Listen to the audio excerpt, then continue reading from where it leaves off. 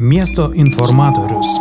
Alytaus miesto savivaldybės tarybos etikos komisija Liepos 31 dienos posėdyje priėmė sprendimą dėl portale Delfi paskelbto straipsnio apie mero Nerijaus Cesiulio šeimą. Aurelija ir Nerijus Cesuliai. Mums vaikai yra kur kas svarbiau už reitingus. Šis straipsnis buvo pažymėtas kaip užsakomasis turinys, o užsakovas Alytaus savivaldybės administracija. Jis parengtas savivaldybės komunikacijos skyriaus specialistės Marijos Angeloskos. Radio stoties FM99 gegužės 15 dieną vos pasirodžius straipsniui ėmėsi domėtis, kokiomis lėšomis apmokėta tokia mero reklama. Atsakymų teko palaukti, tačiau po poros dienų buvo pradėta teigti, kad tai mero Nerijaus Cesulio asmeninėmis lėšomis apmokėtas straipsnis. Tačiau atsivertus portalą Delfi LT ir šiandien galima matyti, kad tai pažymėta kaip Alytaus miesto savivaldybės užsakomasis straipsnis. Viešųjų pirkimų portale taip pat įkelta gegužės 15 dieną su Delfi LT sudaryta sutartis straipsnio viešinimui. Jos vertė 1210 eurų. Apie tai FM99 taip pat skelbė. Tačiau etikos komisijai galiausiai buvo pateikti visi sutvarkyti dokumentai.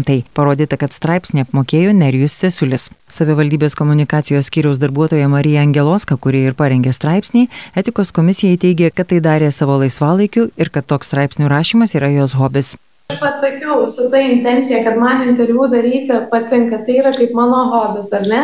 Ir jeigu aš užsiemu savo hobiu ne darbo metu, o po jo, tai aišku, kad man neatrodo, kad čia yra kažkas neteisingo. Kodėl straipsnis žiniasklaidos priemonėms buvo išsiųstas iš jos darbinio pašto, Marija Angeloska sakė, jog dėl nepatyrimo.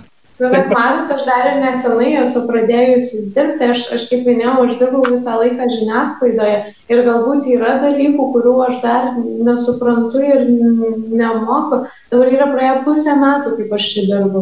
Etikos komisija balsų daugumą priėmė sprendimą, kad meras Nerijus Cesulis viešų ir privačių interesų derinimo įstatymo bei valstybės politikų elgesio kodekso nuostatų nepažeidė. Už tokį sprendimą balsavo 6 komisijos nariai, 1 buvo prieš, nebalsavo taip pat 1 komisijos pirmininkas. Prieš balsavo konservatorius Šarūnas Klėgeris. Tai balsavo 7, 6 balsai už tai, kad nepažeidė. Primename, kad viešųjų pirkimų portale patalpinta sutartis su Delfi LT, kurios vertė 1210 eurų. Sutartis jau pasibaigusi, teigiama, kad tai dėl kito straipsnio, tačiau joks kitas Alytaus miesto savivaldybės straipsnis Delfi LT nebuvo šiais metais publikuotas. Iki dabar straipsnis portale Delfi žymimas kaip Alytaus miesto savivaldybės užsakomasis straipsnis, ne Nerijaus Cesulio, kaip teigiama etikos komisijai. Bet mane labiausiai neramina, kad, kaip matot, administracijos darbuotojai priversti ir raštu, ir žodžiu mano asmeninę nuomonę, pabrėžiu, mano asmeninę nuomonę, sakyti netiesą mums komisijai. Tai va čia mane labiausiai neramina, nes